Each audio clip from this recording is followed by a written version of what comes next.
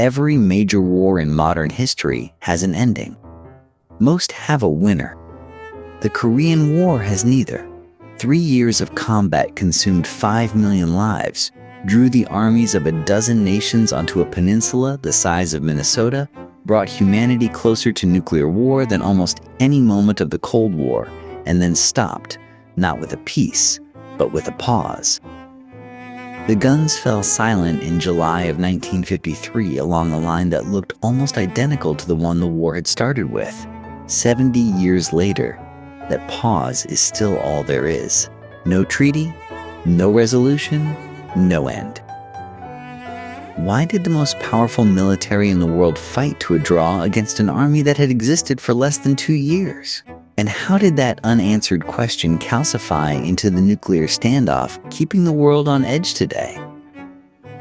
In this documentary, we will answer both, tracing the full arc of the Korean War from the ancient morning calm of the peninsula's earliest kingdoms to the razor wire and landmines of the demilitarized zone that remains one of the most dangerous places on Earth. Long before the bombs fell and the borders hardened, there was simply Korea. A single people, a single peninsula, a civilization older than most of the nations that would one day decide its fate. The Koreans called their homeland Joseon, the land of the morning calm. It was a name that captured something essential about the place, a rugged peninsula stretching roughly 600 miles southward from the Asian mainland, its eastern spine lined with mountains, its western and southern shores opening onto fertile plains and sheltered seas. To the northwest lay China, the great imperial neighbor whose culture had shaped Korean writing, philosophy, and governance for centuries.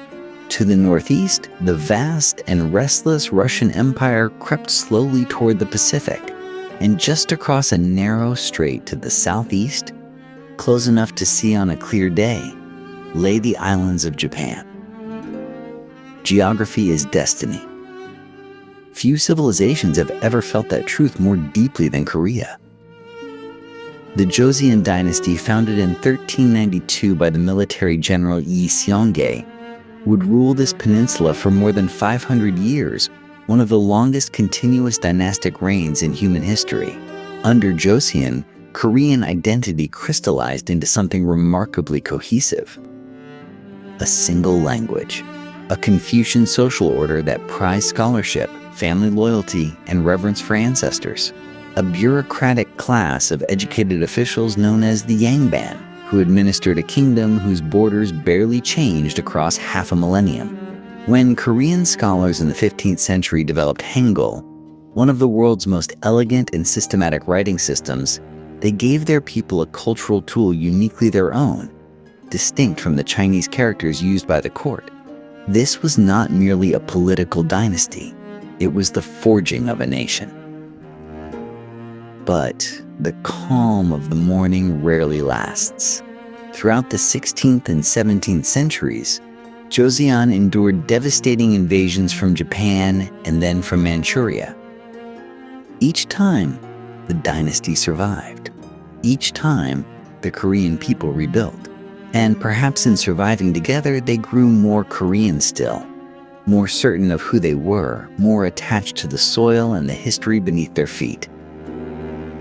Then came the 19th century, and with it, a different kind of threat. Western imperial powers, emboldened by industrial might and hungry for new markets, began probing the edges of East Asia. American warships appeared in Korean waters in 1866. French naval forces attempted a landing that same year. Korea's rulers responded by sealing the kingdom shut, earning the nation a new name in Western dispatches, the Hermit Kingdom. It was a desperate attempt to preserve 5 centuries of unified civilization. But the world pressing at Korea's borders would not be turned away forever. The question was not whether Korea would be forced open. The question was who would do the forcing and what they would take when they did. On August 22, 1910, Japanese and Korean officials signed a document in Seoul that erased a nation from the map. The Treaty of Annexation, barely a page long, transferred the entire Korean peninsula to the Empire of Japan. 5 centuries of Joseon civilization ended with a signature. It had not happened overnight. Japan had been tightening its grip for years, defeating China in 1895 and Russia in 1905 in wars fought partly over influence in Korea. With both rivals neutralized, Tokyo moved without hesitation. Korea became a colony, and the Koreans became, in the eyes of Japanese law, subjects of the emperor. What followed was one of history's more systematic attempts to destroy a people's sense of themselves. Japanese colonial administrators banned Korean language instruction in schools, forcing children to learn, speak, and think in Japanese. Korean newspapers were shuttered. Traditional cultural practices were suppressed. In the 1940s, the regime went further still, pressuring Koreans to abandon their family names and adopt Japanese ones. The goal was not merely political control. It was erasure. The economy of the peninsula was reorganized entirely for Japanese benefit. Korean farmers lost land to Japanese corporations and settlers. Young men and women were conscripted into labor battalions, sent to work in mines, factories, and construction sites across the Japanese Empire. Historians estimate that by the end of World War II, more than 5 million Koreans had been mobilized as forced laborers.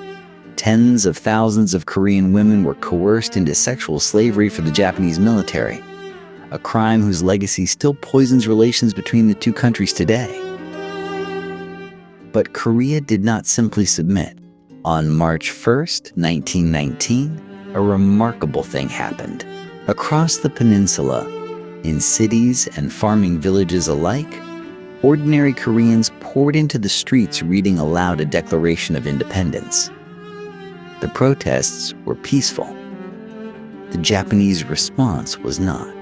Soldiers and police killed an estimated 7,000 demonstrators and arrested tens of thousands more.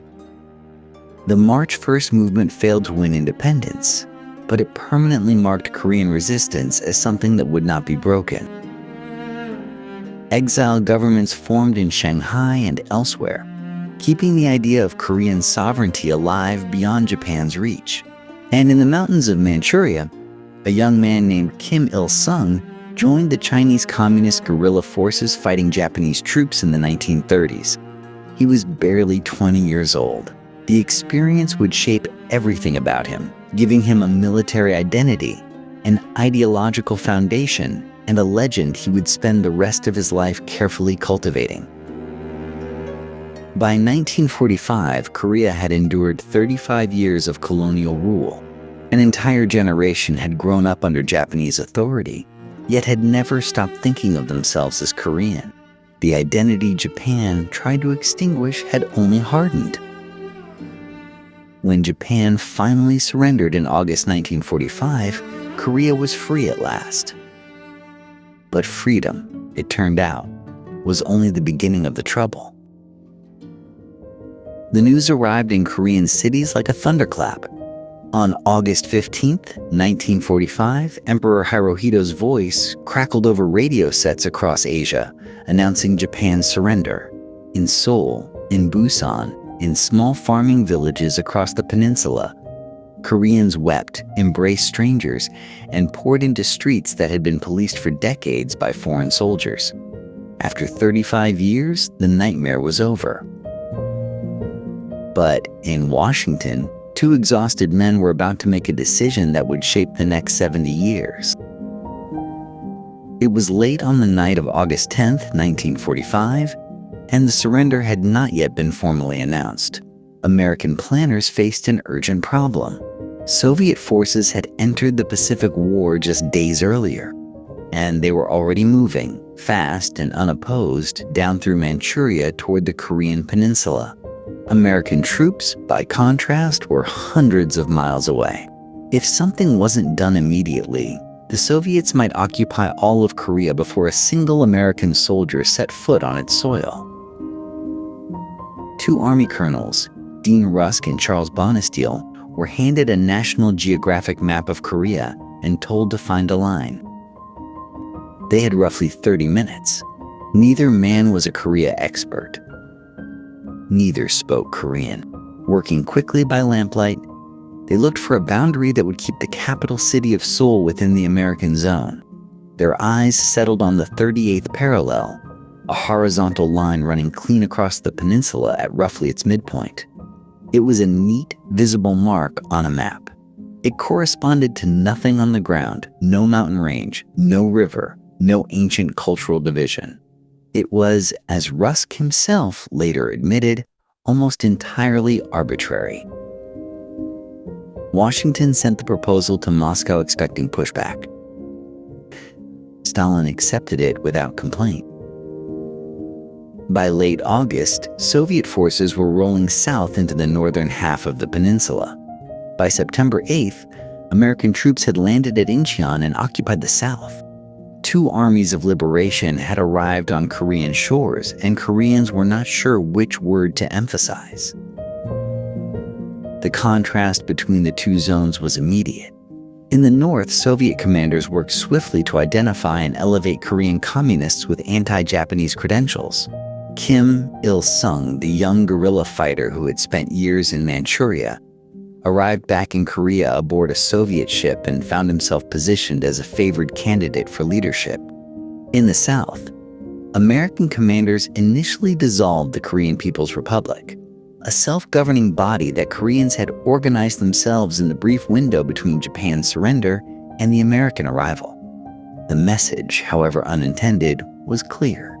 Korean self-determination was not yet the point. Ordinary Koreans found the situation bewildering. They had imagined liberation as independence, a restoration of the sovereignty that Japan had stolen in 1910. What they received instead was division and occupation, administered by two foreign powers who had never consulted them about where to draw any lines. A peninsula with a single language, a single culture, and centuries of shared history was now cut in half by a boundary that had been sketched in half an hour. Families separated. Farmers found their fields now straddled an international border. Scholars, merchants, and laborers who happened to be on the wrong side of the line faced an increasingly impossible journey home. Both occupying powers spoke the language of temporary arrangements. The division, they insisted, was a practical measure, a way to coordinate the disarmament of Japanese forces. A unified, independent Korea would follow soon enough. A joint commission was established to work out the details. It never produced an agreement. Every meeting collapsed into argument over who counted as a legitimate Korean political voice, and beneath that argument lay a harder truth. The United States and the Soviet Union did not share a vision for what Korea should become. The temporary line was hardening, month by month, into something far more permanent. The peninsula that had survived 35 years of Japanese rule was now caught between two competing visions of the post-war world, drawn there not by its own choices but by the speed of armies and the stroke of a pen on a borrowed map. The question of what Korea would become was only beginning. By 1946, the temporary had become entrenched. Two zones, two armies, two visions. And now two men who believed they alone had the right to govern all of Korea. In the north, Kim Il-sung moved with remarkable speed to consolidate power. He was 33 years old, compact, intense, and backed by Moscow's full machinery. Soviet advisors helped him build a one-party state almost from scratch, nationalizing industries, redistributing land from landlords to peasants, and organizing a political apparatus that tolerated no opposition. In February of 1946, the Soviet-backed Korean Provisional People's Committee was established, with Kim as its chairman. 2 years later, on September 9, 1948, the Democratic People's Republic of Korea was formally proclaimed. Kim called it the legitimate government of the entire Korean people, North and South alike. 6 weeks earlier, something strikingly similar had happened 500 miles to the south. Syngman Rhee was 63 years old, a Princeton-educated nationalist who had spent decades lobbying Western governments for Korean independence, mostly from exile. He was stubborn, combative, and intensely anti-communist. The Americans found him difficult, but useful. On August 15, 1948, 3 years to the day after Japan's surrender, Rhee was inaugurated as the first president of the Republic of Korea. His government, too, claimed sovereignty over the entire peninsula. The United Nations had tried to prevent exactly this outcome. In the autumn of 1947, the UN General Assembly voted to hold peninsula-wide elections that would produce a single unified Korean government. A UN temporary commission arrived to supervise the process. The Soviets refused to let them cross the 38th parallel. The North would not participate. The elections went ahead only in the South in May of 1948, and the result was a government that represented barely half the country, though it insisted otherwise. 2 states, 2 capitals, 2 leaders, each burning with conviction that the other was an illegitimate puppet of a foreign power. They were not entirely wrong about each other. What followed along the 38th parallel was not yet war, but it was never peace. Border skirmishes erupted with alarming regularity throughout 1948 and 1949. South Korean constabulary units and North Korean border guards exchanged fire across the line, sometimes in engagements involving hundreds of men. Estimates suggest that as many as 10,000 soldiers and civilians died in these clashes before the formal war began. The peninsula was bleeding quietly, unnoticed by most of the world. Rhee spoke openly about marching north. Kim spoke openly about liberating the South. Both men were pressing their superiors for the weapons and support needed to do it. Washington and Moscow kept their clients supplied and armed, while counseling restraint they could not fully enforce. The Koreans caught between these 2 states faced choices with no good options. In the South, left-wing movements were suppressed, sometimes brutally. In the North, anyone associated with the old landlord class or with Christian organizations faced persecution. The peninsula's shared culture was being deliberately carved into 2 incompatible identities, each shaped by its patron's ideology, each taught to see the other as an enemy rather than a cousin. What had begun as a practical line on a borrowed map was hardening into something far more dangerous.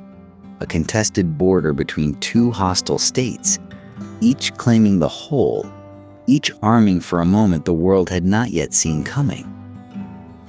That moment was closer than anyone admitted. By the summer of 1950, the restraint would break entirely, and the peninsula would discover what it meant when a civil war became a global one. By the autumn of 1949, the world had changed in ways that made Korea's simmering border suddenly dangerously relevant to every capital on Earth. On October 1st, Mao Zedong stood above Tiananmen Square in Beijing and proclaimed the founding of the People's Republic of China. After more than 2 decades of civil war, the communists had won. Chiang Kai-shek's nationalist government had fled to the island of Taiwan, taking China's seat at the United Nations with it. The most populous nation on Earth had joined the communist world. In Washington, the question echoed through congressional hearings and newspaper editorials with something close to panic. Who had lost China? The answer, of course, was that China was never America's to lose. But the political damage was real. The Truman administration found itself on the defensive, accused by Republicans of being soft on communism while the red tide advanced across Asia. Then came a second shock. On August 29, 1949, the Soviet Union detonated its first atomic bomb at a test site in Kazakhstan. The American nuclear monopoly, that invisible guarantee underwriting Western security since Hiroshima, was gone. The world now had 2 atomic powers, and they regarded each other with undisguised hostility. In this atmosphere of anxiety and recalculation, Secretary of State Dean Acheson gave a speech at the National Press Club in Washington on January 12, 1950. He was attempting to clarify American strategic priorities in Asia, drawing what he called a defensive perimeter. The line ran from Alaska through Japan to the Philippines. Korea was not inside it. Neither was Taiwan. Acheson added that nations outside this perimeter would need to rely on their own defenses and, ultimately, on the United Nations. It was a reasonable attempt to define limited commitments in a vast region. It would prove a catastrophic signal. Kim Il-sung had been watching all of this very carefully from Pyongyang. Throughout late 1949 and into 1950, Kim made secret appeals to Joseph Stalin for permission and support to invade the South. He had been asking for months and receiving cautious refusals. Stalin feared American intervention. He was not yet willing to risk a direct confrontation. But the China victory changed his calculus, and so did Acheson's speech.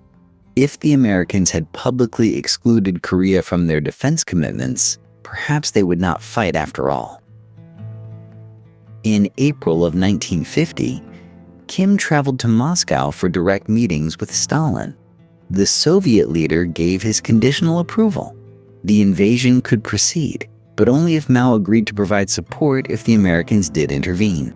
Stalin was willing to arm and advise, but he would not commit Soviet forces. The risk would belong to the Koreans and, if necessary, the Chinese. Kim flew to Beijing in May. Mao, fresh from his own long war, understood the gamble better than most. He gave his blessing, reportedly telling Kim that if American forces crossed the 38th parallel, China would enter the fight. The trap was set. Three leaders, meeting in secret, had decided the fate of millions of people who would never know these conversations took place until it was far too late. All that remained was the moment. And Kim Il-sung, supremely confident in his military superiority and convinced that Southerners would rise up to greet his soldiers as liberators, was not prepared to wait much longer. The tanks were already moving toward the parallel. The question of whether the world's new nuclear rivalry would ignite into open warfare was about to receive a terrible answer in the pre-dawn darkness of a summer morning on the Korean peninsula. The rain had been falling for days across the Korean peninsula. Then, in the final hours of Saturday, June 24, 1950, the clouds began to clear. At precisely 4 o'clock in the morning on Sunday, June 25th, the darkness erupted. Artillery fire stretched across more than 100 miles of the 38th parallel. A rolling thunder of Soviet-made guns that shook the hills and woke sleeping soldiers in their posts. Behind that curtain of fire came the armor. Nearly 200 T-34 tanks, the same machines that had shattered Hitler's armies on the Eastern Front just 5 years before, ground southward across muddy roads and rice paddies. Behind them, over 75,000 soldiers of the North Korean People's Army moved in disciplined columns. Veterans, many of them, men who had fought for Mao in China and returned home hardened and ready. The soldiers they were about to meet were not ready at all. The Republic of Korea's army numbered roughly 95,000 men on paper, but the reality was far grimmer. They were scattered, undertrained, and dangerously under-equipped. American advisors had deliberately withheld heavy weapons and tanks, worried that Syngman Rhee might use them to launch his own adventure northward. That decision, made in distant offices in Washington, now condemned young South Korean soldiers to face steel with rifles. The border posts were overwhelmed within hours. Some units fought bravely and bought precious time before being encircled and destroyed. Others simply dissolved, soldiers dropping their weapons and running south with the tide of terrified civilians already streaming down every road. The North Korean commanders had expected resistance. What they encountered was closer to collapse. Seoul, the capital, fell within 3 days. By June 28th, North Korean tanks were rolling through streets where 2 million people had been living ordinary lives less than a week before. Rhee's government fled southward, and in its panicked retreat, South Korean military commanders made a catastrophic decision. They blew the bridges over the Han River while thousands of civilians were still crossing them. Hundreds died in an instant. The rest were stranded, trapped between an advancing army and a river suddenly impassable.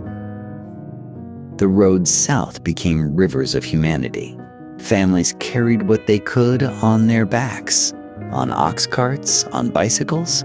Children who could not keep up were sometimes left behind.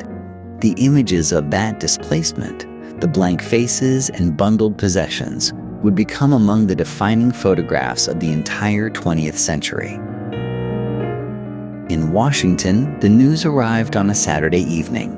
President Truman was home in Independence, Missouri, when Secretary of State Aitchison called with the first reports. Truman returned to the capital immediately, and by Sunday evening he had already authorized American air and naval support for South Korea. The man who had helped construct the policy of containing communism globally was not going to watch it unravel on a peninsula he had nominally excluded from his defensive perimeter. The United Nations moved with unusual speed. On the very day of the invasion, the Security Council convened an emergency session and passed a resolution condemning the North Korean attack and demanding an immediate withdrawal. It passed because the Soviet Union was not there to veto it. The Soviets had been boycotting the council for months, protesting the refusal to give China's seat to Mao's new government. It was a blunder of historic proportions. Their empty chair allowed the world body to authorize something unprecedented. A multinational military force fighting under the United Nations flag to defend South Korea. Whether Stalin had anticipated this or simply miscalculated, the result was the same. What Kim Il-sung had designed as a swift, decisive reunification was about to become something far larger, far bloodier, and far more consequential than any of the men who had planned it in their secret meetings could have imagined. The war had begun. Now the question was whether it could be stopped before it consumed not just Korea, but the fragile peace that the entire world had spent 5 years trying to build from the wreckage of the last catastrophe. Harry Truman did not ask Congress for a declaration of war. He never would. Instead, the president called it a police action, a carefully chosen phrase that allowed American forces to fight under United Nations authority without the constitutional weight and political risk of a formal war vote. It was a precedent that would haunt American foreign policy for generations. But in late June of 1950, with communist armor rolling toward the southern tip of the Korean peninsula, Truman believed he had no time for deliberation. Containment was not an abstract theory. It was a promise, and promises, he decided, had to be kept. The United Nations resolution passed on June 27th gave the intervention its international legitimacy. 16 nations would eventually contribute combat forces to the coalition, with Britain, Canada, Australia, and Turkey among the most significant contributors. But there was never any doubt about who would carry the heaviest burden. This would be, in every practical sense, an American war fought beneath the United Nations flag. On July 8th, General Douglas MacArthur was appointed Supreme Commander of all United Nations forces in Korea. MacArthur was 70 years old, a figure of almost mythological self-regard, the hero of the Pacific War and the proconsul who had rebuilt Japan in America's image. He accepted the appointment with characteristic certainty that the matter would be resolved quickly. He was catastrophically wrong. The troops available to MacArthur were not the battle-hardened soldiers of the Second World War.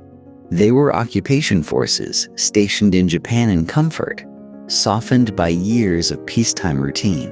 Many had never fired their weapons in anger. Their equipment was outdated. Their physical conditioning was poor, and they were about to be thrown into battle against one of the most combat-experienced armies in Asia. The first test came with brutal swiftness. Task Force Smith, named for Lieutenant Colonel Charles B., Smith was a group of roughly 500 men drawn from the 24th Infantry Division and rushed to Korea as an advance force. The thinking, born of breathtaking overconfidence, was that the mere presence of American soldiers would cause the North Koreans to hesitate, perhaps even retreat. On July 5th, near the town of Osan, Task Force Smith encountered the North Korean advance. What followed was a disaster. Their obsolete bazookas fired rounds that bounced off the armor of T-34 tanks. Their artillery ammunition was nearly gone within hours. When the North Korean infantry swept around their flanks, the defensive line collapsed.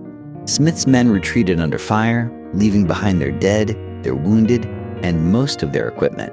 Of the 500 soldiers who held that position, more than 150 were killed, wounded, or captured in a single morning. The news shook American commanders deeply. The invincible army that had defeated Imperial Japan could not stop a force that Washington had barely taken seriously weeks before. The North Koreans were disciplined, aggressive, and expertly led. They did not stop. They did not pause to be impressed. Through the blistering heat of July, the combined American and South Korean forces fell back, kilometer by kilometer, town by town, suffering defeat after defeat. The question was no longer whether Seoul could be saved. It was whether any foothold in Korea could be held at all. Along dusty roads, past burning villages and endless columns of refugees, American soldiers who had expected easy duty were learning the oldest and most terrible lesson of war. The enemy had not read the same script. MacArthur watched from his headquarters in Tokyo, his confidence visibly shaken for perhaps the first time in his long career. Something drastic was needed, and quickly. The entire peninsula was close to falling. What came next would require not caution, but a gamble of breathtaking audacity. By early August of 1950, the situation had become desperate in the most literal sense of that word. United Nations and South Korean forces had been pushed into the far southeastern corner of the peninsula, compressed into a rough rectangle roughly 100 miles long and 50 miles wide. On one side lay the Korea Strait. On every other side pressed the North Korean People's Army, swollen with confidence and momentum after weeks of almost unbroken victory. The perimeter took its name from the port city at its heart. Pusan was not a glamorous place, but in the summer of 1950 it was everything. Ships arrived daily carrying ammunition, food, fuel, and replacement troops. Without that port, the entire UN presence in Korea would have collapsed within days. Generals understood this. So did every North Korean commander looking at a map. Into this shrinking pocket stepped General Walton Walker, commander of the 8th United States Army. Walker was compact, blunt, and utterly without illusion. On July 29th, he issued what became known simply as the Stand or Die Order. There would be no more retreating, he told his officers. There was nowhere left to retreat to. Any unit that broke and ran would be left behind. Any commander who authorized a withdrawal without his explicit approval would be relieved. The words were brutal. The geography made them necessary. The fighting that followed was ferocious beyond anything most of these soldiers had yet experienced. At the Naktong River, which formed much of the perimeter's western boundary, North Korean forces crossed in strength during the first days of August, seizing a bulge of territory on the eastern bank.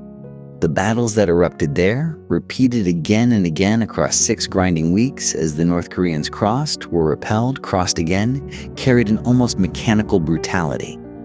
Men fought in temperatures exceeding 100 degrees Fahrenheit, through rice paddies that stank under the late summer sun, across hills with no names that would nonetheless cost hundreds of lives. Near Masan in the south, a desperate counterattack ordered in August failed to break out of the perimeter but succeeded in one crucial purpose. It forced the North Koreans to redirect reserves that might otherwise have cracked the line elsewhere. The UN forces were not winning, but they were learning, slowly and at terrible cost, how to stop losing. The North Korean army, for all its tactical skill, carried a darkness within it that history cannot ignore. Behind the advancing lines, prisoners of war, both American and South Korean, were executed in numbers that defied any military justification. Civilians suspected of loyalty to the South were shot in village squares. Reports of these atrocities filtered back through the perimeter, filling the men holding that thin line with something beyond ordinary fear. Through all of it, the port of Pusan kept breathing. Ships unloaded around the clock. Fresh American divisions arrived. Artillery ammunition, so desperately scarce in the first weeks of the war, began accumulating in quantities that shifted the balance of firepower.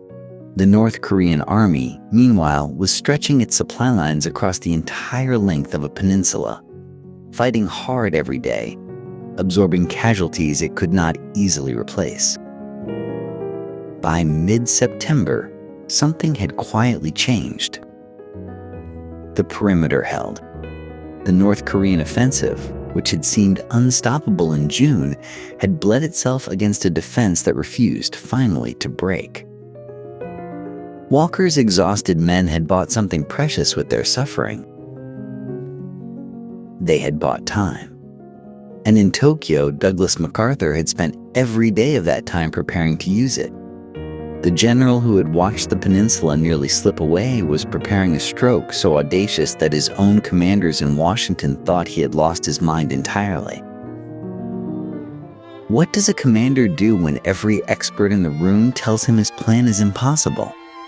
If that commander is Douglas MacArthur, he listens politely, waits for the objections to finish, and then proceeds exactly as he intended. MacArthur had fixed his attention on Inchon months before anyone else was willing to consider it seriously. The port city sat on Korea's western coast, roughly 200 miles north of the Pusan Perimeter and just 18 miles from Seoul itself.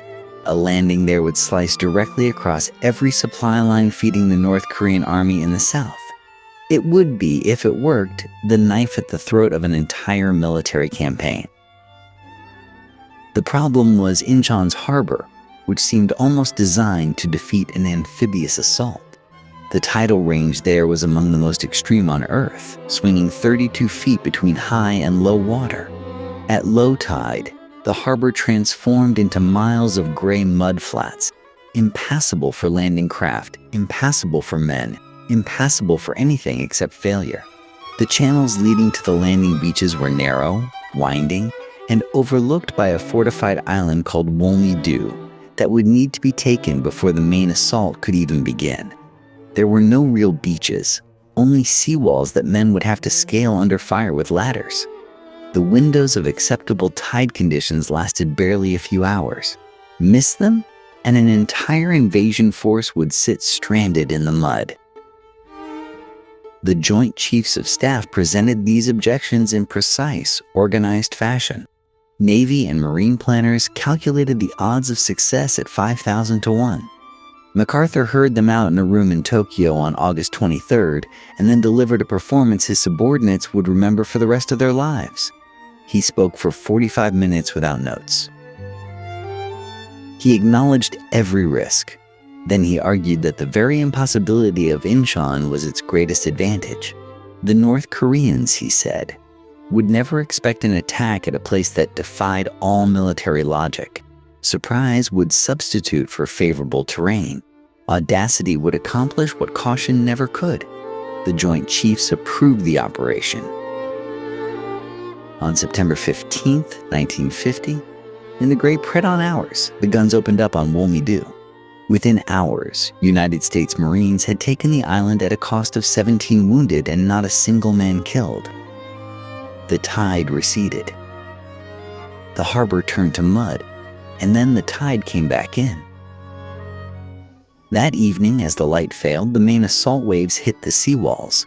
Marines climbed ladders into smoke and gunfire and scrambled over the top into Inchon. The city was in American hands within 24 hours. The gamble had paid off at a fraction of the cost anyone had feared. What followed was a military collapse of stunning speed. The Marines and Army forces pushing out of Inchon drove towards Seoul while Walker's 8th Army, electrified by the news, launched its breakout from the Pusan Perimeter on September 16th. The North Korean Army, which had spent itself trying to crack that perimeter for 6 grinding weeks, suddenly found itself caught between 2 converging forces with its supply lines severed and its rear in chaos. Seoul fell on September 27th after brutal street fighting that left the ancient city scarred and smoking. MacArthur flew in personally for a ceremony restoring the South Korean government to its capital, a moment of high theater that he orchestrated with the eye of a man who understood history as performance. North Korean units that had been pressing the perimeter for weeks simply disintegrated. Thousands surrendered. Thousands more tried to filter northward through the mountains, abandoning their weapons, their equipment, their cohesion. The army that had swept the length of Korea in 3 months ceased to exist as an organized fighting force in a matter of days. It was, by any measure, one of the most complete reversals in modern military history. MacArthur had been right, and his vindication was absolute. But wars have a way of punishing overconfidence. With the North Korean army broken and the 38th parallel beckoning, an entirely new question now demanded an answer. How far north should this war go? The question had been building since the first weeks of the war, but now, with North Korean forces in ruins and the 38th parallel sitting just ahead, it demanded a direct answer. Had the United Nations intervened simply to restore the old boundary? Or had an opportunity arrived to solve the Korean problem permanently? Within the Truman administration, the debate was fierce but brief. The original mission had been clear, limited, defensive. Drive the North Koreans back. Restore South Korea. Done. But success has a seductive logic all its own. Here was a chance not merely to contain communist expansion, but to reverse it. To liberate an entire nation. To prove that the West could do more than hold the line. On October 7th, 1950, the United Nations General Assembly provided the political cover everyone needed. A resolution passed endorsing the goal of a unified, independent, and democratic Korea. It was carefully worded. It was also, in practice, a green light to march north. UN forces crossed the 38th parallel almost immediately. The advance was swift, almost intoxicating in its momentum. Pyongyang, the North Korean capital, fell on October 19th, 1950, barely 2 weeks after the crossing. South Korean and American troops moved through a city that showed the marks of a regime built on fear and isolation. MacArthur flew in, as he always did, to survey the results. And still the advance continued. The Yalu River, the border between North Korea and China, was now the objective. MacArthur spoke of having the boys home by Christmas. His commanders drove their columns forward with a confidence that bordered on recklessness, spreading forces across a wide and mountainous peninsula with little regard for what might be waiting on the other side of those northern ridges. China had been watching. And China had been speaking. Throughout October, Beijing sent repeated warnings through diplomatic back channels, through neutral nations, through statements that could hardly be misunderstood. If American forces approached the Chinese border, China would enter the war. The warnings were explicit. They were consistent. They were ignored. MacArthur dismissed them as bluff. Washington, flushed with the success of Inchon and reluctant to rein in its most celebrated general, chose to believe him. Some officials convinced themselves that China would never risk war against the United States. Others worried privately but said little publicly. The momentum of the advance seemed to carry its own authority.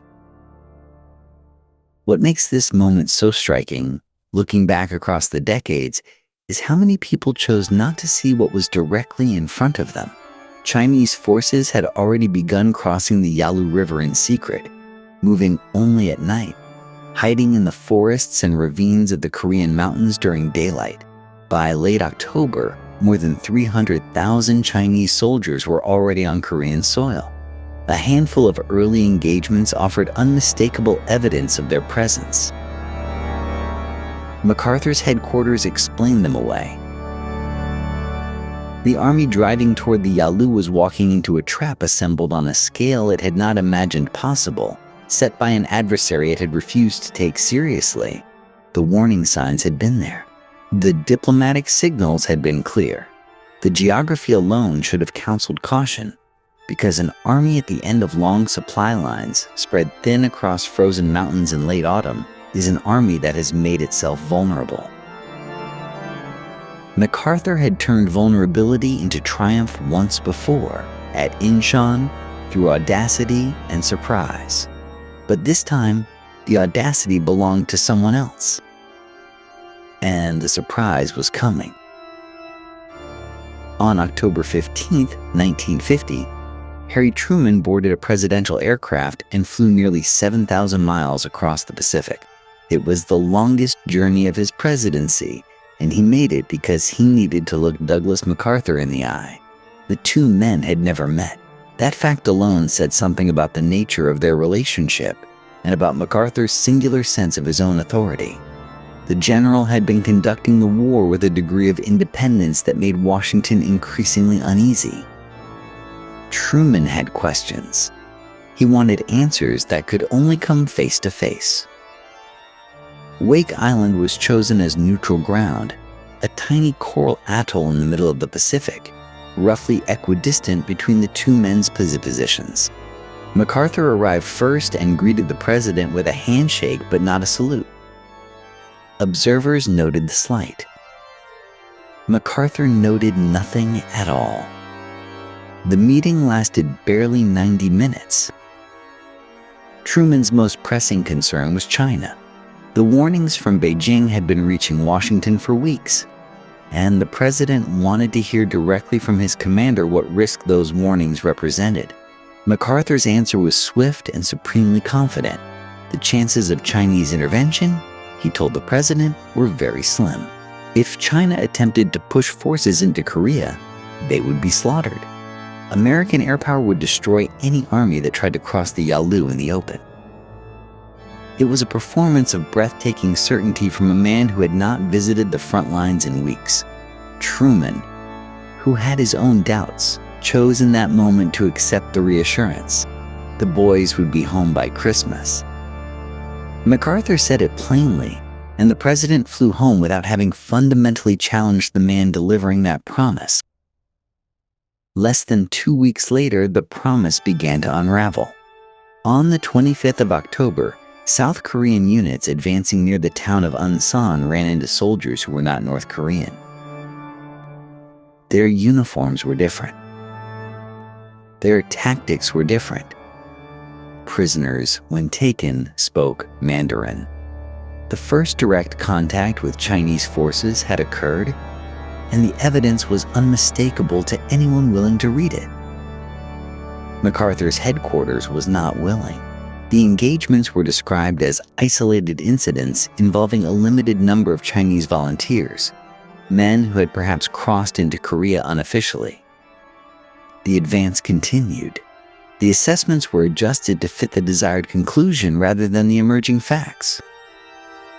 What neither Truman nor MacArthur understood in those October days was that the trap was already fully set.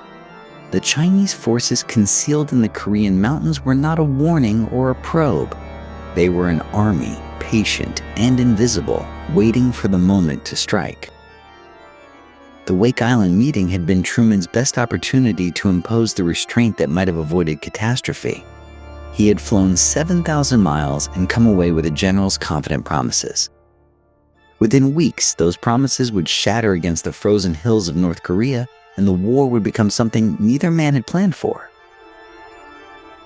They came in the night, and they came in silence. On the 25th of November 1950, more than 300,000 soldiers of the Chinese People's Volunteer Army descended from the frozen hills of North Korea and fell upon United Nations forces stretched thin across a front that was never designed to hold. Bugles shrieked across the darkness. Whistles cut through the bitter cold. And then, without warning, the mountains themselves seemed to move. Mao Zedong had been watching the American advance toward the Yalu River with something approaching calculation. To Mao, the strategic logic was undeniable. A hostile American military presence on China's border was not simply a diplomatic inconvenience. It was an existential threat, one that recalled the century of humiliation that foreign powers had inflicted upon China before the Communist Revolution. Mao understood that intervention carried enormous risks. He accepted them. China had not survived this far, he reasoned, by waiting for enemies to strike first. His commanders had spent weeks positioning their forces with extraordinary discipline, moving only at night, resting in caves and forests by day, hiding from American aircraft with a patience that bordered on the supernatural.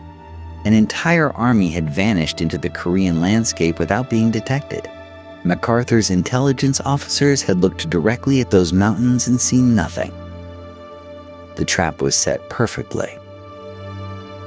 When it sprang, the effect was catastrophic. The Chinese struck the 8th Army along the Chongkon River with a force that overwhelmed every calculation UN planners had made. Entire regiments found themselves surrounded. Communication lines collapsed. Units that had been advancing toward the Yalu just days earlier were suddenly fighting desperately to find any direction that did not contain Chinese soldiers. The tactics the Chinese employed were designed specifically to negate American advantages.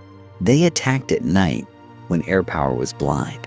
They moved in close, where artillery became as dangerous to friendly forces as to the enemy. They used bugles and drums not simply as signals, but as psychological weapons, filling the darkness with a chaotic noise that told surrounded men they were cut off and outnumbered. For soldiers who had believed they were weeks from going home, the shock was total. Within 72 hours of the initial assault, the 8th Army's right flank had disintegrated. South Korean divisions dissolved under the pressure. American units that held their lines found themselves with nothing on either side. There was only one rational military response: retreat. What followed became the longest retreat in American military history. The 8th Army fell back southward through the frozen North Korean winter, abandoning equipment, supplies, and positions that had been won at considerable cost just weeks before. The temperature dropped to 30 degrees below zero in places. Men suffered frostbite on their faces, their fingers, their feet. Vehicles failed. Artillery pieces were spiked and left behind. The human cost was staggering. The 2nd Infantry Division, fighting a rearguard action through a narrow mountain pass at a place called the Gauntlet, was torn apart by Chinese forces firing from the ridges above. Hundreds of men were killed or captured in a single nightmarish afternoon. For the troops fighting their way south, survival consumed every thought. For the commanders watching from further away, the implications were only beginning to take shape. The war that was supposed to end by Christmas had, instead, become something terrifyingly new. The United States was no longer pushing northward toward victory. It was running. MacArthur, who had promised that Chinese intervention would mean slaughter for the Chinese, now faced a battlefield that had inverted his every assumption. The general who had authored the Inchon triumph found himself authoring something else entirely: frantic communiques, requests for reinforcements, and rhetoric that grew increasingly divorced from military reality. The world watched, stunned. A superpower was in full retreat. Mao's gamble had paid off in ways even he had not fully anticipated. But the catastrophe unfolding along the Chongkon River was only half the story. On the other side of the Korean peninsula, at a frozen reservoir high in the mountains, a separate battle was reaching its own desperate climax. The reservoir sat at nearly 4,000 feet above sea level, a long finger of frozen water surrounded by mountains that offered no shelter and no mercy. At Chosin, the cold was not simply weather. It was a weapon. When the Chinese divisions closed their encirclement around 15,000 American Marines and soldiers in late November of 1950, the temperature had already plunged to minus 35 degrees Fahrenheit. Weapons jammed.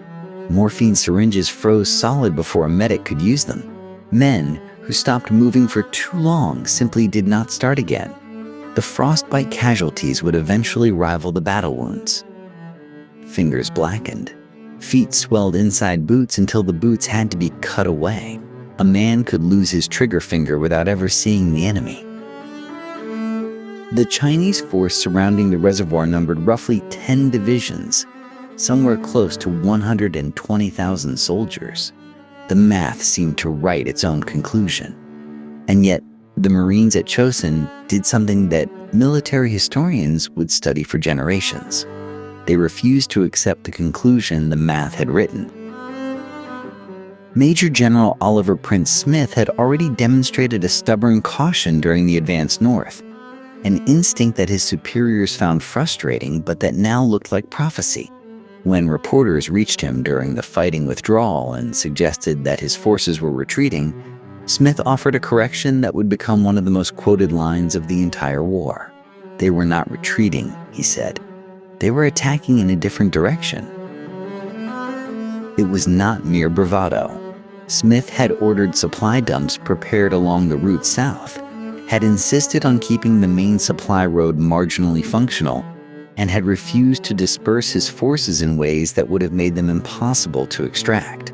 The breakout from Chosin would cover 70 miles through mountain passes defended by Chinese troops who had orders to destroy the column entirely. For 17 days, they fought for every mile.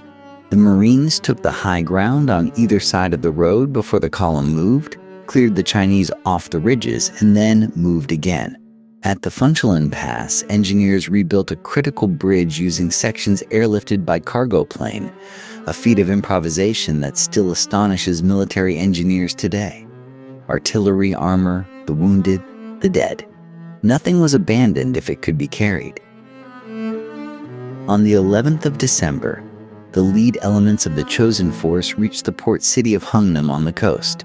They came down from the mountains looking, one observer wrote, like men who had walked out of a different century. Frostbitten, exhausted, hollow-eyed, and still carrying their weapons. What followed at Hungnam was its own kind of miracle. As the military forces consolidated around the port, commanders faced a problem that no military manual had anticipated. Nearly 98,000 North Korean civilians had gathered at the docks, desperate to evacuate south rather than remain under communist control.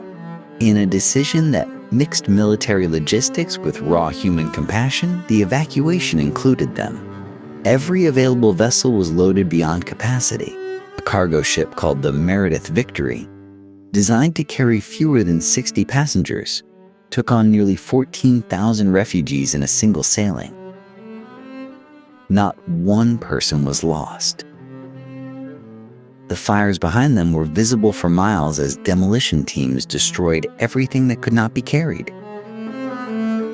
And the fleet sailed south. Chosin had cost the Marines and soldiers who fought there dearly. Thousands killed, thousands more permanently disabled by cold. But the force had come out intact, fighting intact, and the Chinese divisions that were supposed to destroy it had themselves suffered catastrophic losses. The question now was what happened next. With the 8th Army retreating in the west and the Chosin survivors reaching the coast in the east, the entire Korean peninsula was about to change hands once more. The survivors of Chosin had barely reached safety when the next blow fell. On the first day of January 1951, Chinese and North Korean forces launched what commanders in Beijing called the Third Phase Offensive. Western observers would call it the New Year's Offensive, a name that captured none of its ferocity. More than 500,000 soldiers pressed south along the full width of the peninsula, and the line that UN forces had been struggling to hold simply ceased to exist. Seoul fell again on the 4th of January.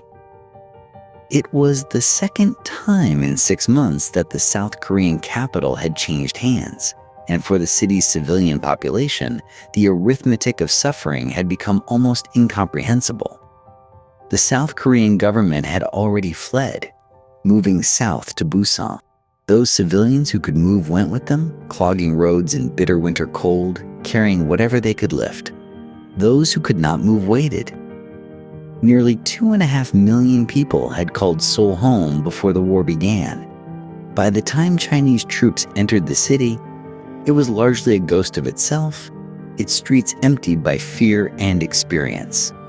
The citizens of Seoul had already learned, at terrible cost, what it meant to be caught on the wrong side of a changing front line. The mood among UN forces was something close to collapse.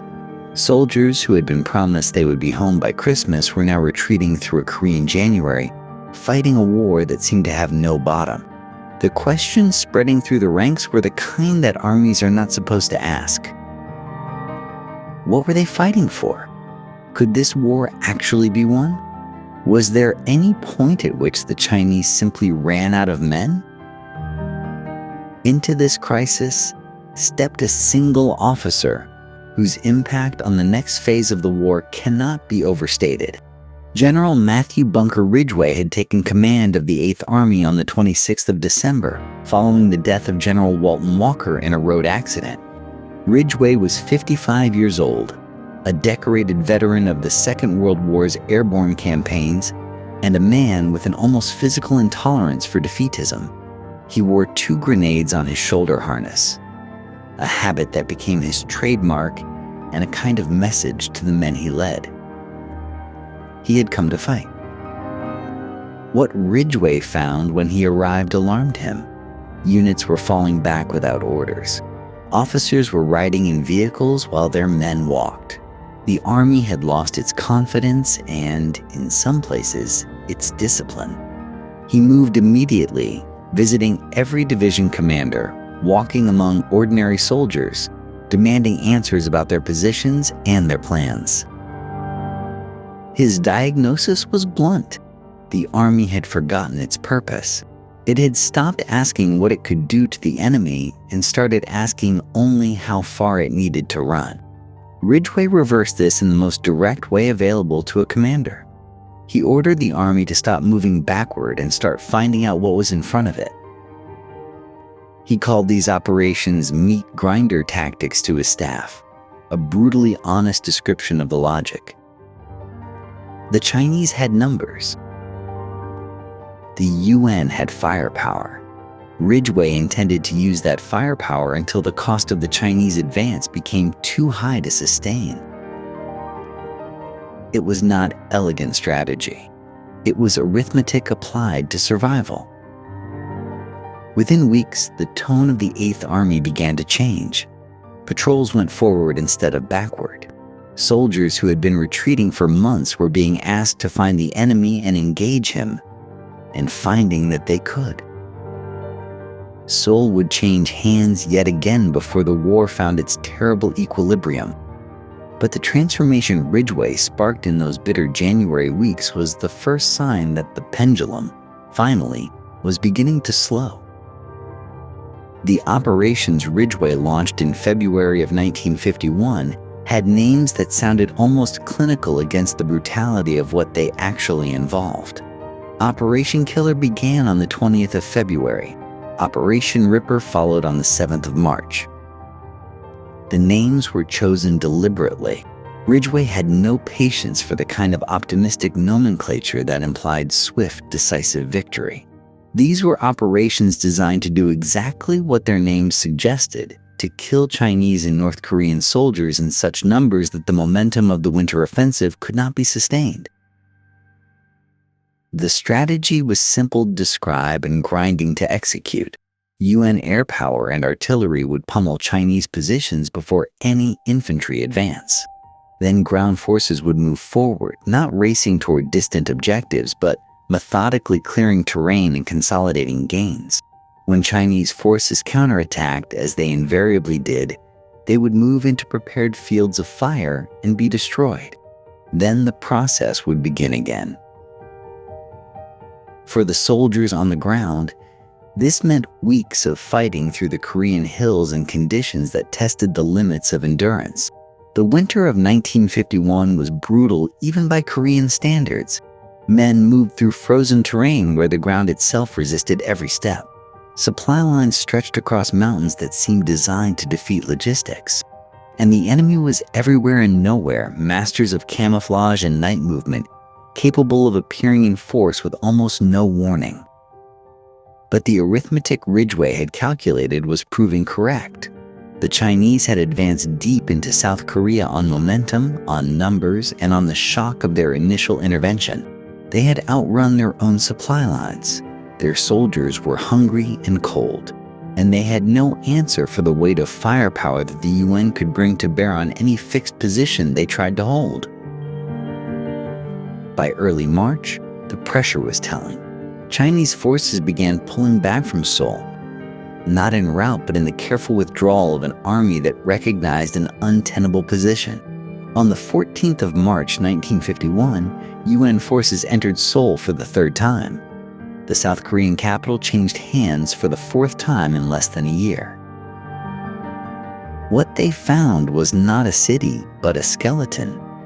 The population had fallen to perhaps 200,000, a fraction of what it had been before the war. Buildings that had survived the previous occupations had not survived this one. The symbolic importance of retaking Seoul was real, but the city itself had become a monument to what the war was costing the people it was supposedly being fought to protect. Through late March and into April, UN forces continued pressing north, crossing back over the 38th parallel in some sectors and pushing toward what Ridgway's commanders called Line Kansas, a defensible position that followed the natural terrain north of the parallel. The sweeping advances and catastrophic retreats of the war's first year were giving way to something different, something more limited, more attritional, and in its own way more honest about what this conflict had become. This was no longer a war for total victory on either side. It was a war to establish where the line would be drawn and at what cost each side was willing to hold it. Ridgway's grinding advance had stabilized the front and restored the fighting capacity of an army that had come close to breaking. But the battles ahead would test that restored confidence in ways even Ridgway had not anticipated. In the spring of 1951, the Chinese were preparing one final massive effort to settle the question by force, an offensive that would shake the front lines one more time before both sides, exhausted and bloodied, finally began to consider whether the talking table might accomplish what the battlefield could not. While Matthew Ridgway's troops were fighting their way back toward the 38th parallel, a different kind of battle was consuming Washington. It was a battle over a fundamental question, one that the American Republic had grappled with since its founding. Who commands the commander? General Douglas MacArthur had never been a man comfortable with limitation. His career spanned 5 decades and 3 wars. His ego was architectural in its scale. And as the fighting in Korea ground toward a bloody equilibrium, MacArthur's frustration with the constraints placed upon him became increasingly and dangerously public. His demands were specific.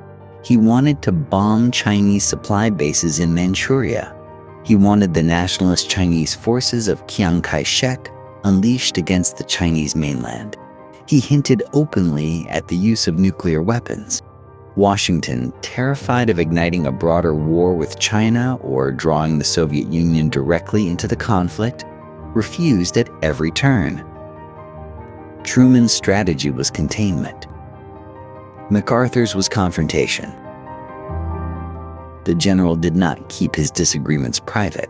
In March of 1951, when Truman was quietly preparing a diplomatic overture toward a negotiated settlement, MacArthur publicly undercut it by issuing his own statement directly to Chinese commanders, threatening to expand the war if China did not capitulate. The diplomatic opening collapsed before it could begin. Then came the letter. On the 20th of March, MacArthur wrote to Joseph Martin, the Republican House Minority Leader, explicitly endorsing Martin's view that Chiang Kai-shek's forces should be used against China. Martin read the letter aloud on the floor of the House of Representatives on the 5th of April. There it was, in unmistakable terms. An active theater commander, publicly lobbying Congress against the policy of his own president. Truman did not hesitate. On April 11, 1951, he relieved Douglas MacArthur of all his commands. The announcement landed like a thunderclap. Switchboards at the White House lit up with calls running roughly 20-1 against the president. In some cities, Truman was burned in effigy. MacArthur's return to the United States was something close to a triumph. He had not set foot on American soil in 14 years. New York City gave him a ticker-tape parade that drew an estimated 7 million people, one of the largest crowds in the city's history. On the 19th of April, he addressed a joint session of Congress in a speech that ended with a line that lodged itself permanently in American memory. "Old soldiers never die," he said. "They just fade away." But fade away he eventually did. The Senate hearings that followed in May and June revealed a crucial truth beneath the emotional spectacle. The Joint Chiefs of Staff, called to testify, supported Truman's decision. General Omar Bradley, chairman of the Joint Chiefs, delivered the definitive verdict, stating that MacArthur's strategy would involve America in the wrong war in the wrong place, at the wrong time, and with the wrong enemy. The principle at stake was older than the conflict itself.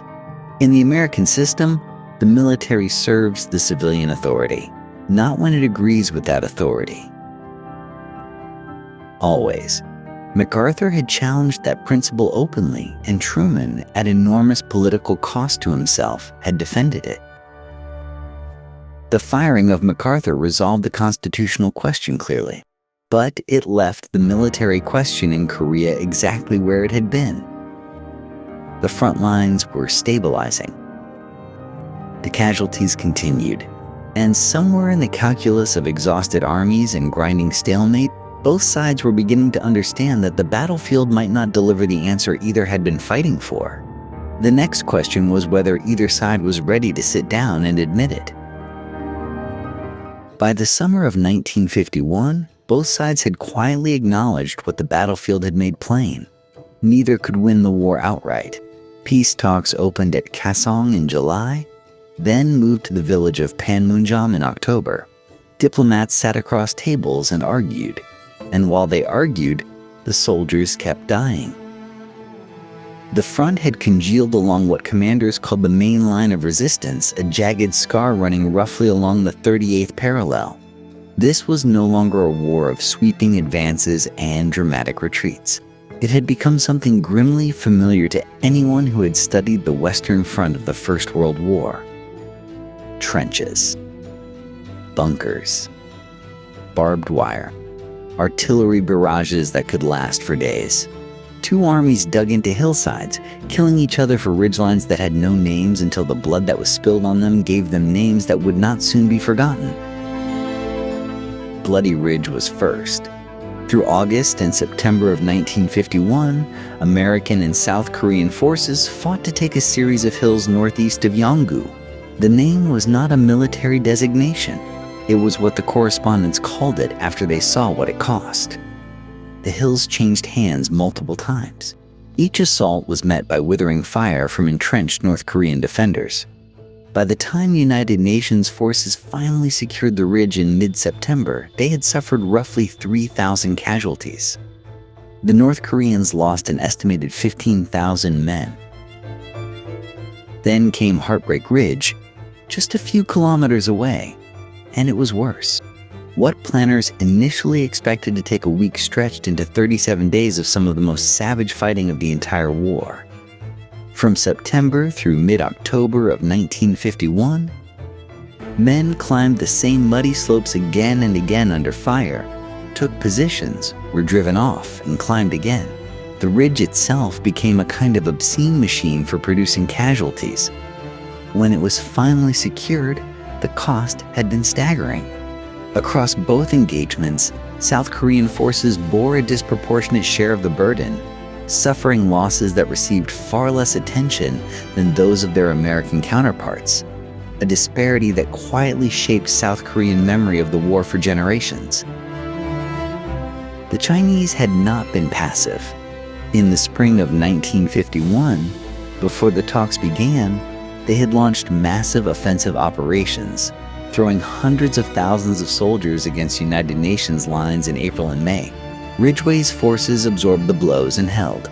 The Chinese suffered catastrophic losses, some estimates placing their casualties in those two offensives at over 200,000 men.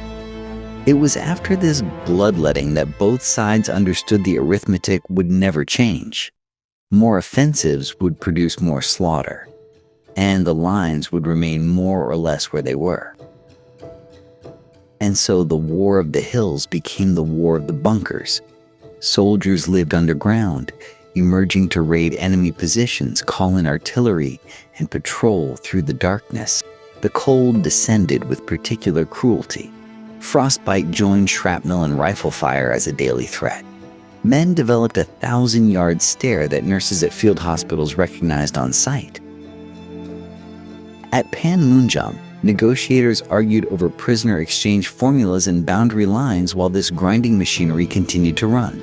The talks offered hope of an end, but the end kept receding. Every session that collapsed sent more men back up the hillsides.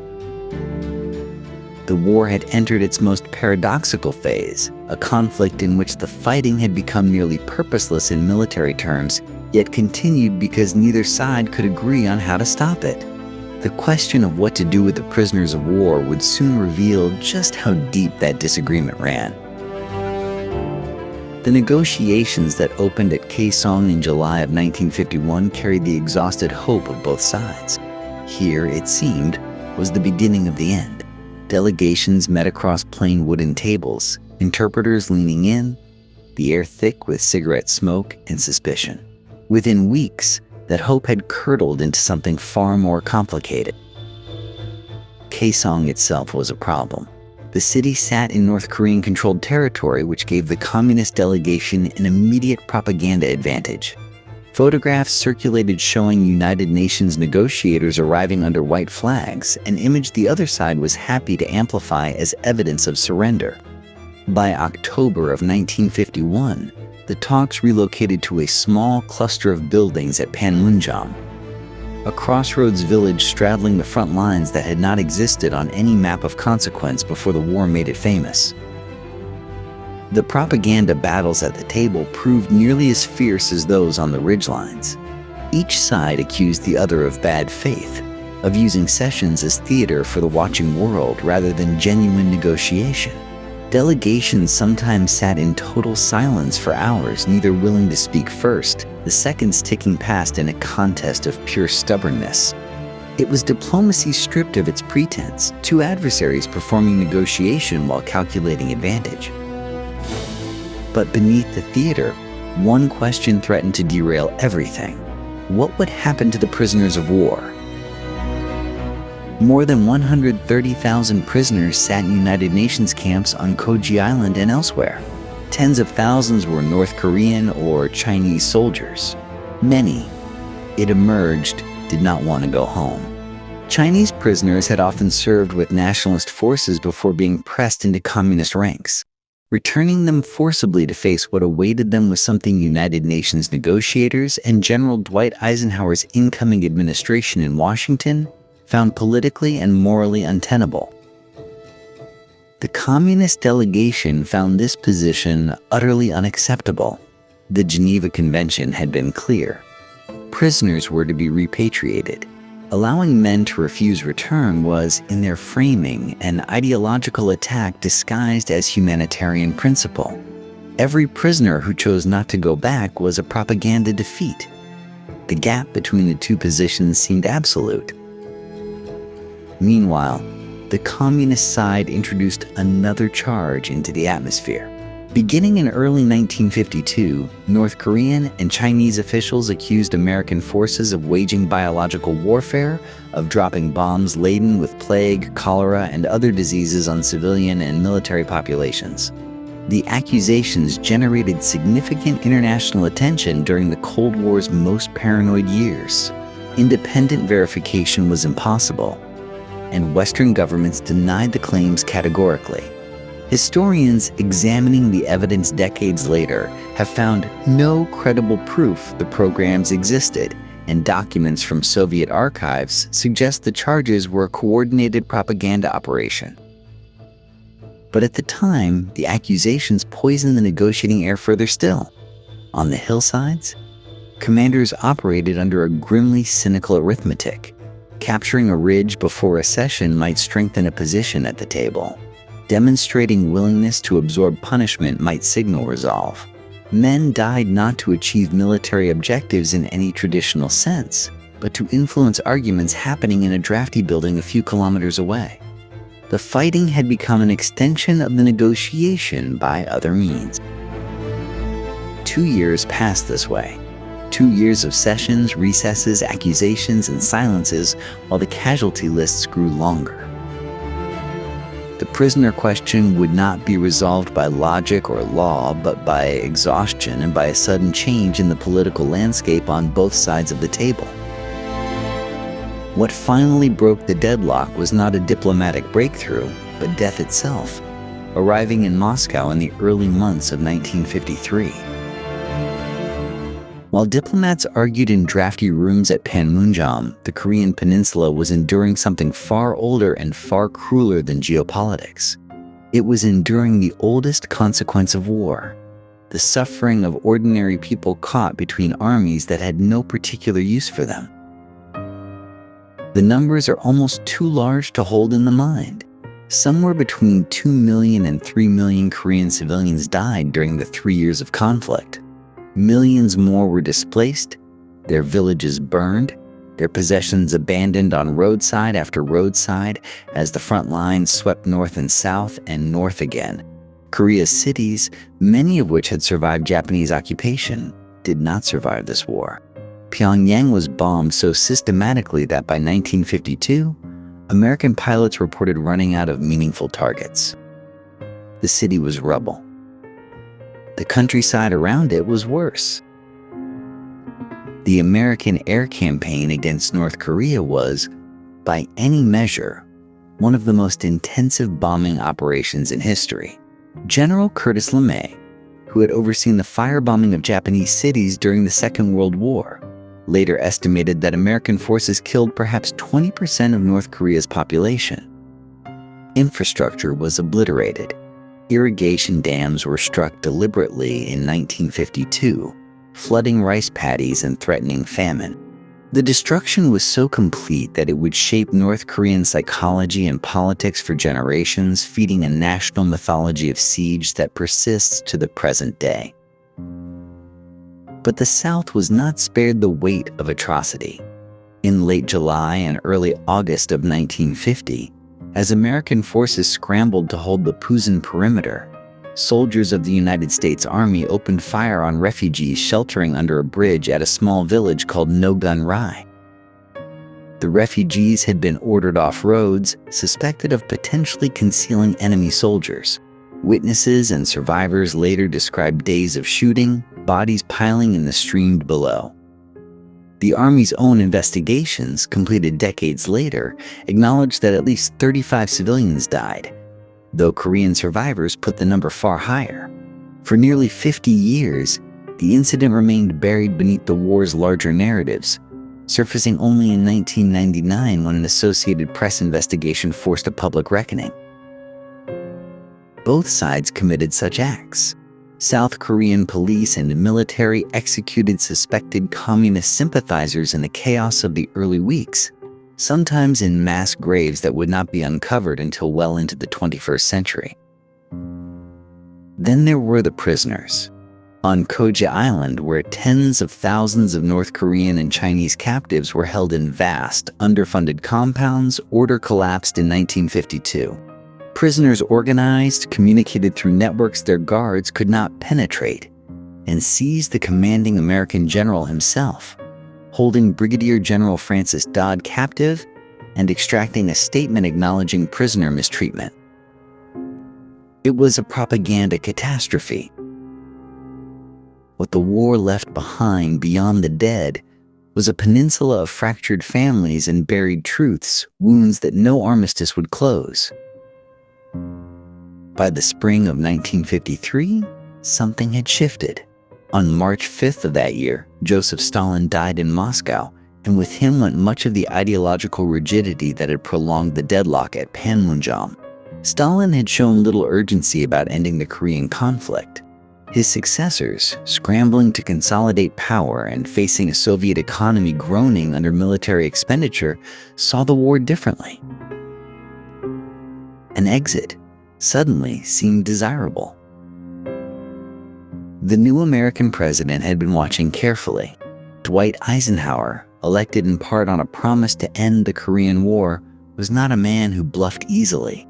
Through diplomatic back channels, his administration allowed word to reach Beijing and Moscow that the United States was prepared to use nuclear weapons if negotiations collapsed. The message was never delivered as a formal ultimatum. It did not need to be. Both sides understood what was being said, and both sides understood that Eisenhower, unlike his predecessor, might actually mean it. Talks accelerated. An agreement on prisoner repatriation, the issue that had consumed 2 years of negotiation, finally took shape. Prisoners who did not wish to return to their home countries would not be forced to do so. It was a compromise that both sides could live with, though neither was entirely satisfied. Then Syngman Rhee intervened. The South Korean president had watched the armistice negotiations with barely concealed fury.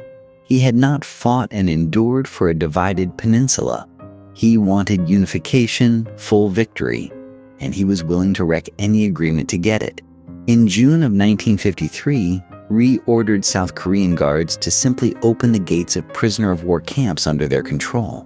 Nearly 27,000 North Korean prisoners walked out into South Korea, absorbed into the population before anyone could stop them. It was a deliberate act of sabotage, designed to poison the talks and perhaps provoke the North into resuming full-scale fighting. It nearly worked. The communist delegations erupted. American officials were furious, but after weeks of desperate diplomacy, and after Washington essentially bribed Rhee with promises of a mutual defense treaty and massive post-war aid, the crisis subsided. Rhee had made his point. He had not gotten his war. On July 27, 1953, at the village of Panmunjom, military commanders from the United Nations Command, North Korea, and China signed the armistice agreement at 10 o'clock in the morning. The signing took 11 minutes.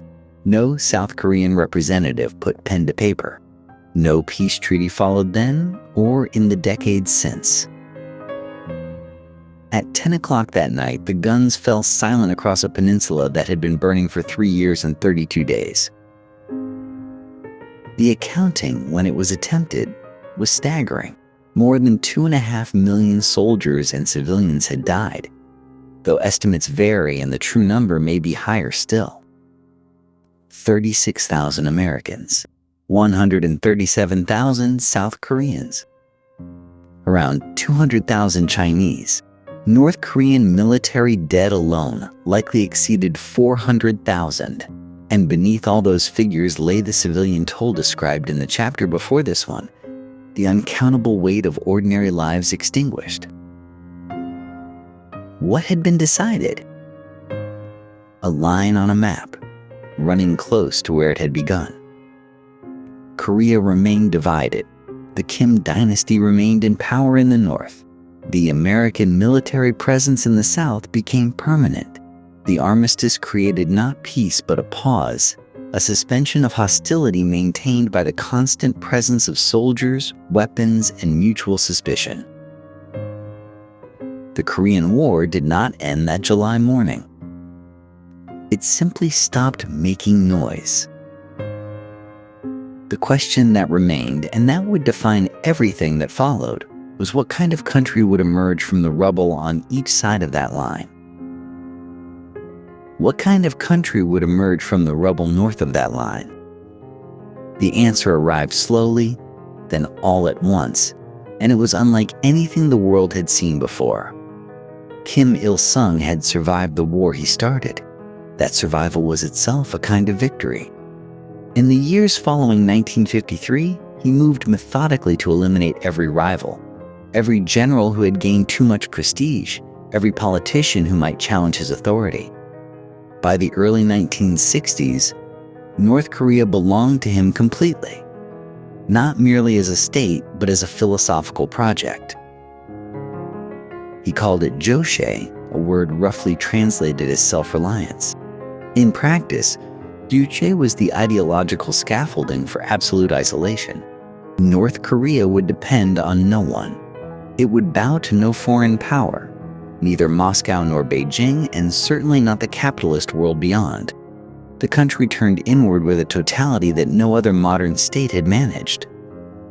Information was controlled absolutely. Travel was forbidden. The radio sets distributed to citizens were fixed to receive only state broadcasts. An entire population was sealed inside a worldview constructed entirely by one man.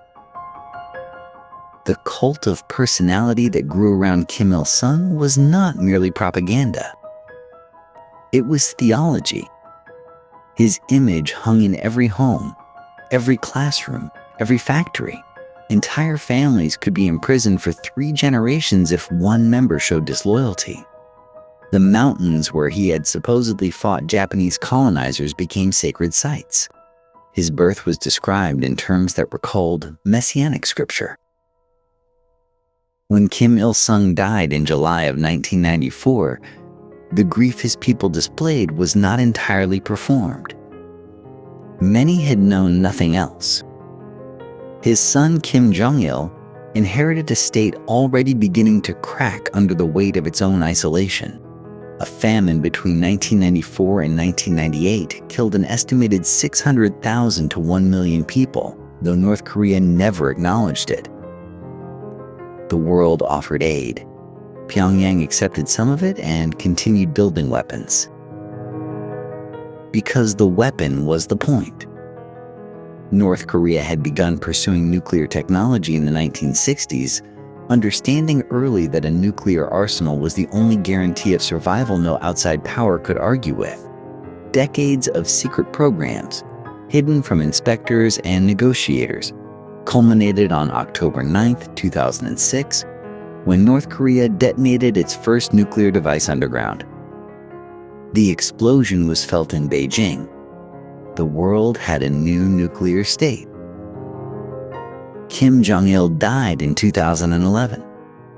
His son, Kim Jong-un, barely 30 years old, inherited the weapons and the system and the ideology. He accelerated the nuclear program with a focus that surprised even seasoned observers. By 2017, North Korea had tested a hydrogen bomb and demonstrated missiles capable of reaching the continental United States. The war that had simply stopped making noise in 1953 had produced something the armistice negotiators at Panmunjom never anticipated. A hereditary dictatorship armed with nuclear weapons, prepared to hold the entire region hostage to its survival. The peninsula remained frozen.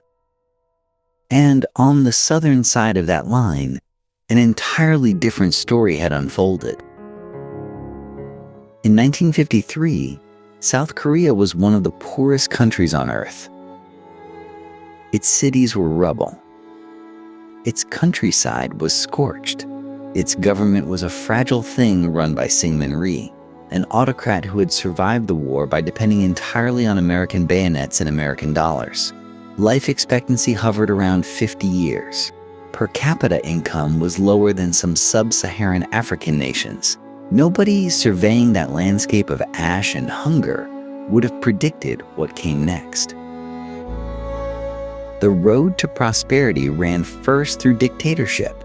Rhee fell in 1960, toppled by student protests, replaced eventually by General Park Chung-hee, who seized power in a military coup in 1961. Park was brutal in his treatment of dissent. He was also undeniably effective. He channeled American aid, disciplined the workforce, and forged an iron partnership between the government and massive industrial conglomerates called chaebols, names like Hyundai, Samsung, and Daewoo that would become global. South Korea's economy grew at rates that stunned economists. The country went from exporting wigs and plywood to manufacturing ships, steel, and semiconductors within a single generation. But growth without freedom extracts its own price. In May of 1980, in the southwestern city of Gwangju, citizens rose against the military government that had followed Park's assassination. Paratroopers moved in. Hundreds were killed. The Gwangju uprising was suppressed, then buried in official silence, but it became the moral foundation of everything that followed. The people who survived it and the families of those who did not refused to let South Korea remain a country where prosperity and repression could coexist indefinitely. The pressure built through the 1980s. Students filled the streets. Workers organized. And the generals, watching their own legitimacy erode, finally made a calculation that Park never had. In 1987, mass demonstrations forced a democratic transition. South Korea held free elections. The soldier gave way eventually to the citizen. The 1988 Seoul Olympics announced the transformation to a watching world. Here was a country that had been a war zone within living memory, hosting the planet's most visible celebration of human achievement. The images broadcast from Seoul showed gleaming stadiums and a confident nation, and they were not false. South Korea had become the thing nobody predicted. The final chapter of that transformation is still being written in living rooms and concert arenas across the world. Korean cinema, Korean television dramas, Korean pop music have become genuinely global phenomena, crossing language barriers with an ease that no one anticipated. When the film Parasite won the Academy Award for Best Picture in 2020, it marked something real. South Korea had traveled in less than a single human lifetime, from the wreckage of a forgotten war to the center of global culture. 2 countries.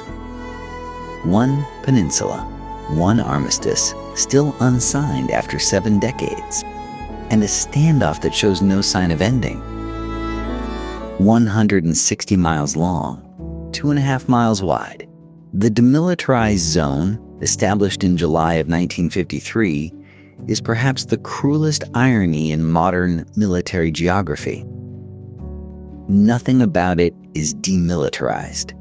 On both sides, roughly 2 million soldiers stand in permanent readiness.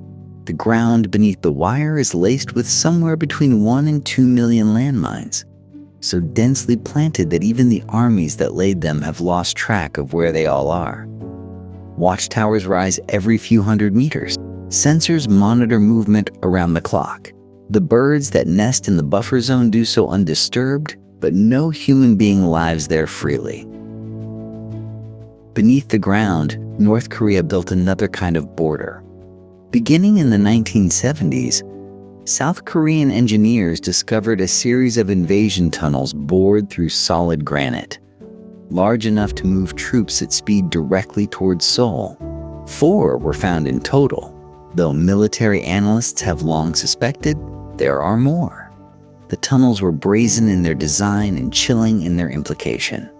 This was a border that moved underground.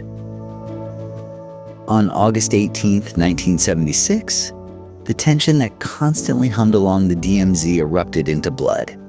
American and South Korean soldiers had entered the joint security area to trim a poplar tree that was blocking a sightline. North Korean guards arrived, an argument broke out, and within minutes, 2 American officers were beaten to death with the axes the work party had brought to do the job. The response was Operation Paul Bunyan, one of the most theatrical military demonstrations of the Cold War. Dozens of American soldiers returned to cut down the tree, backed by jet fighters, nuclear-capable bombers, and a naval task force. The tree came down. The incident had nearly done something far worse. The decades brought alternating moments of contact and crisis. South Korea's sunshine policy, pursued through the late 1990s and into the 2000s under Presidents Kim Dae-jung and Roh Moo-hyun, attempted cooperation. The 2 Koreas held summits, opened an industrial complex at Kaesong, allowed brief family reunions. Families separated for 50 years sat across tables from one another and wept. Those reunions illuminate the war's most personal wound. An estimated 100,000 people in South Korea still have immediate relatives in the north they have never contacted since the peninsula was divided. Most of the generation that lived through the separation is now gone. The wound passes now to children who never saw the country their parents fled. The summits of 2018, first between the 2 Koreas, then between President Trump and Kim Jong-un in Singapore, briefly suggested that the frozen conflict might thaw. But the negotiations collapsed. North Korea continued its weapons programs. The border remained what it had always been. The Korean War produced no treaty, no resolution, and no peace. It produced this, a line drawn in 1953 that the world is still living with. Why does the Western world call it the Forgotten War? Perhaps because it began without a declaration, ended without a victory, and fell between 2 conflicts that consumed the century's imagination. World War II had heroes and a surrender ceremony on the deck of a battleship. Vietnam had a generation's grief and a wall of names in Washington. Korea had an armistice, a line, and a question left permanently open. Yet on the Korean peninsula, nothing about this war is forgotten. In the south, air raid drills still run. School children learn evacuation routes. The knowledge that Seoul sits within conventional artillery range of the north shapes urban planning, economic decisions, and the psychology of 25 million people living in and around a capital city that cannot fully relax. In the north, the war is the founding myth of the state, the original wound that justifies everything, the reason the regime exists and demands obedience. 28,500 American troops remain stationed in South Korea today, more than 7 decades after the fighting stopped. They are not a relic. They are a signal, a permanent declaration that an attack on Seoul is an attack on Washington. Their presence has kept the peninsula from another open war, and their potential withdrawal remains one of the most destabilizing ideas in Asian geopolitics. What changed the calculation profoundly was the missile. North Korea's development of intercontinental ballistic missile capability, demonstrated through tests that sent warheads arcing over Japan and into the Pacific, transformed the standoff from a regional crisis into a global one.